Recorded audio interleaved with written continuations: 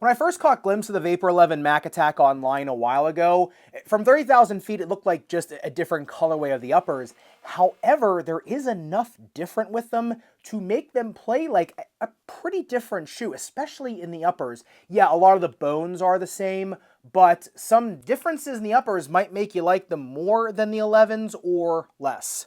So let's get into them. And if you do want to pick up a pair of the Vapor 11 Mac Attacks for yourself, I will leave a link in the description below, as well as a link to the Normalized Playing Tennis t-shirt, which I thought up in the middle of the night one night, wrote it down, and still thought it was a decent idea the next morning. So I will have links to that as well down below. All right, let's get into them. But starting off with the uppers, I just did the breathability mapping on them, and I'll show you what the results were in a second.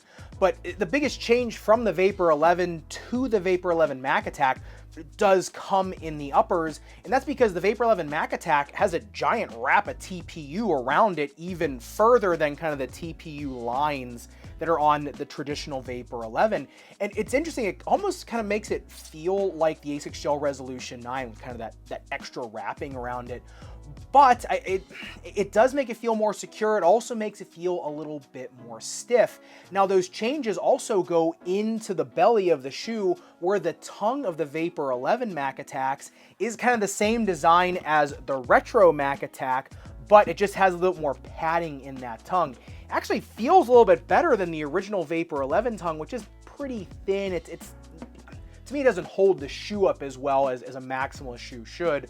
Whereas with, that is a mouthful, by the way, but the Vapor 11 Mac Attack tongue with that old school, real padded tongue really does make it feel like the shoe's just better connected. It just has a better envelopment around your foot, better lockdown. So honestly, in terms of the uppers, I like the Vapor 11 Mac Attack uppers a lot more versus the traditional Vapor 11, just because they feel as maximalist as the rest of the shoe is. Now, if you look at that setup on the breathability test though, they still heated up 165.1 degrees and cooled down to their 90.3, which, you know, usually when the shoe heats up really high, it definitely cools down faster for sure. It just has further to go to match back up with room air, but 90 degrees of cooling in 30 seconds is pretty quick. I think it's because, number one, the tongue is pretty porous. Just the materials that are used on there just kind of let heat escape. If you look at the breathability mapping, I think that's where you can really see it best. You see that air just flowing out of the tongue, and it wasn't just flowing out of both sides of the tongue, it was coming out of the actual material of the tongue really well too. So even though this is a more old school style tongue, it still breathes exceptionally well. It's going to hold on to heat and moisture, but it is going to allow at least some air exchange in there, and at least allow the shoe to cool down. So to me, this is honestly, I think, an upgrade to the uppers from the traditional Vapor 11, especially because you still have the high riding medial side with the hidden shoelace eyelet here for sliding and dragging, which is, I think, one of the best parts of the Vapor 11 and Vapor Pro 2, as well as, like I said, the medial side being a lot higher, so you get a little bit more of that protection when you're more everted on the court. You just get a little bit more, I'd say, of that stout kind of push off, because the shoe is just more intimately contacting the medial side of your rear foot and ankle. It just gives you a little more tactile sensation, a little bit more security when you're pushing off back and forth.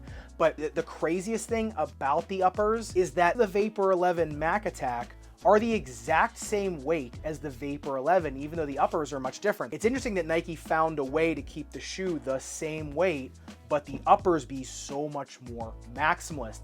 It just shows you when you're really working hard on a design, you can come in under budget, or I should say you can come in underweight on the uppers of the shoe while still keeping it a little more maximalist and still making it, I think, to me, fit more with the midsole and outsole of the shoe, which we'll get to in a minute. And on the upper durability test, 10 seconds highest grit sandpaper, the burr does start to work through that wrap. However, it does not get through it. So something that's dragging or sliding on a hard court, especially because when we get into the outsole tread, this metal tank track pattern does lend itself to sliding. I think the uppers on these are going to be a little more durable versus just the standard Vapor 11. And getting into the midsole teardown, the Vapor 11 Mac Attack is the same as the standard Vapor 11. The thing with the Mac Attack though is that because the uppers are a little bit more stiff and containing, the midsole also then feels a little bit more stiff. So the whole shoe together is just a little more of kind of like an old school stiff setup versus the regular Vapor 11, which, yeah, it does have the external truss, which is nice. That does share a lot of the load. That is something I like a lot more than the Vapor Pro 2 in these.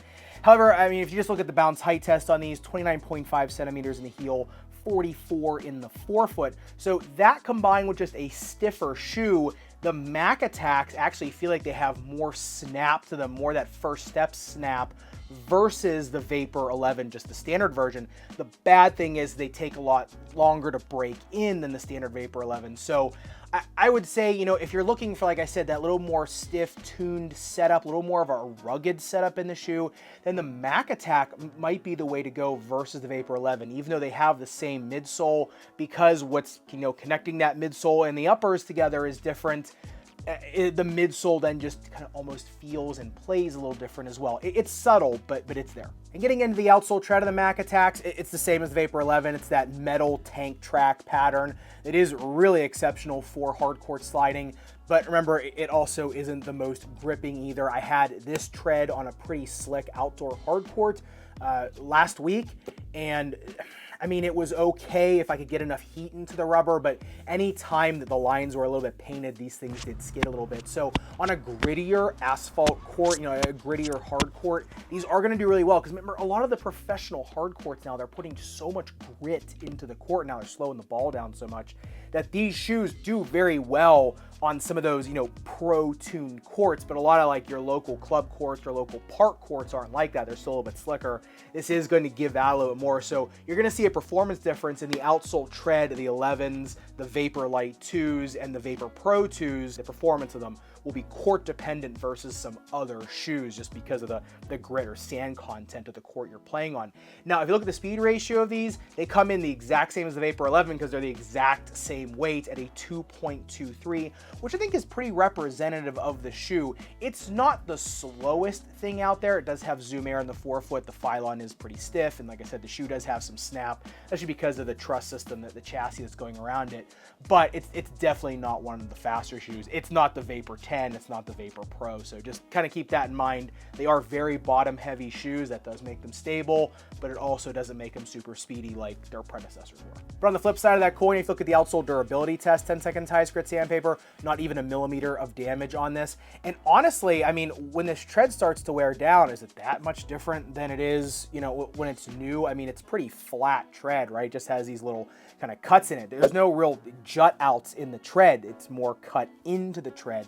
So when this wears down, I mean, in the rear foot, it's going to make a little bit more difference because there actually is kind of punched out pieces of tread. In terms of durability, especially for sliding, upper plus outsole, I think it's really good. It's just, do you want that heavy of a rubber underfoot? If you do, you're going to love it. If you like that bottom stable feeling, you're going to absolutely love it. If you don't, if you like the lighter feeling underfoot, you might not. And getting into the fit of the Mac Attacks, it's pretty much the same as the Vapor 11s. Narrow medium foot can go true to size. A 2E, I probably would be going up a half size on the Mac Attacks though, just because they really do take a while to break in. You can break them in your standard size. It's going to take a while if you're a 2E. A 4E, I don't know, it just might be a mismatch because of the stiffness in there. Like I said, you can go up a half size, try to break them in.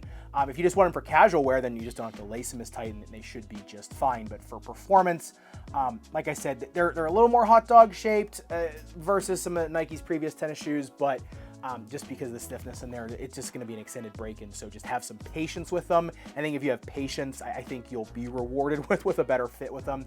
In terms of the snake bitten foot, forefoot pain, anything ball of foot, they're fine because I got the zoom air unit in the forefoot, and it is a very broad zoom air unit, so it's going to capture pretty much all that. In terms of like heel pain, arch pain, things like that, with an orthotic, because that Phylon, you know, is pretty stiff, you should be okay with an orthotic, but I wouldn't be using these solo without an orthotic for any type of snake bites, Achilles tendonitis, plantar fasciitis, arch strain, tendonitis, whatever, any tendon that's inflamed on you. The nice thing about them is because the uppers go so high on the medial side, that orthotic's gonna stay in there really nice, and it's gonna have kind of like a nice wall to interact with on the medial side. So it's a good housing for a bulkier orthotic, I'll give them that, but on their own, I just think, yeah, if you're any bit snake bitten, just don't use them on their own, put an orthotic in them, and they'll be a lot better. The performance of the Vapor 11 Mac Attacks, I think this is where there is some difference from the Vapor 11. Like I said, they are a little bit more containing in the uppers in the Vapor 11, even though the Vapor 11s and the Vapor Pro 2s are pretty darn containing. In terms of that initial performance, I did feel much more of a lively first step on the Mac Attacks. The tongue felt a little bit better. I felt a little more comfortable in terms of lacing them down. But like I said, in general, it just felt like a much stiffer setup shoe. A lot of the other stuff is the same as the Vapor 11. They're still super bottom stable shoes, right? I mean, they're like the Puma basketball line shoes. I mean, they hold you to the ground. It's very, very hard to roll one way or the other on these just because, like I said, the rubber is so heavy, the Phylon is heavy.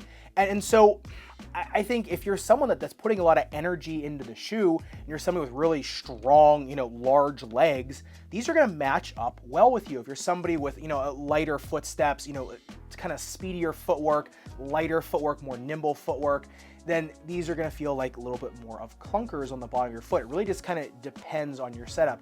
To me, I like a stiffer setup shoe. That's just my personal preference. But I know on this channel, a lot of people do not share that. So that's a lot of times why I don't kind of share my personal preferences with shoes, because a lot of times they're different than others. So like to me, I like the Mac Attacks more than the Vapor 11s because I feel like the uppers match up with the mid and outsole better, right? If you're gonna make a maximalist shoe, just make it maximalist. Make it maximalist in the uppers and the mid and the outsole. So whereas the Vapor 11s, the uppers were okay. They feel like very bottom heavy shoes, whereas the Mac Attacks, because the uppers are a little bit more maximalist versus the mid and outsole, it almost feels like more of a complete package. It's subtle, but the difference is there. So I'd say, if you're looking for, the most maximalist package you can get in the Nike lineup, it is the Vapor 11 Mac Attack with, the Vapor 11 not far behind. No, it is not going to magically become the Vapor 10 or the Vapor Pro. It's, like I said, it's still more of a maximalist shoe, more of a bottom heavy, bottom stable shoe. But I do like what they did with the uppers on these. I do like that they just kind of, met the shoe where it was versus trying to put some of these like lighter spherical things in the uppers and trying to make the uppers real light and the bottom real heavy.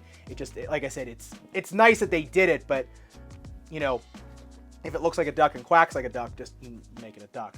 But of course, love to hear your thoughts on the Mac Attack Vapor 11, as well as, the Mac Attack. I mean, they've been coming out with retro Mac Attacks like crazy on the Nike and Sneakers app. So there's going to be a couple more of these for the holiday season, so I'd love to know your thoughts. I actually did do a video on the retros. I did play in these as well as take them halfway across the world to Turkey and back. If you want to see that video, I will have it linked up above, and then make sure you subscribe down below.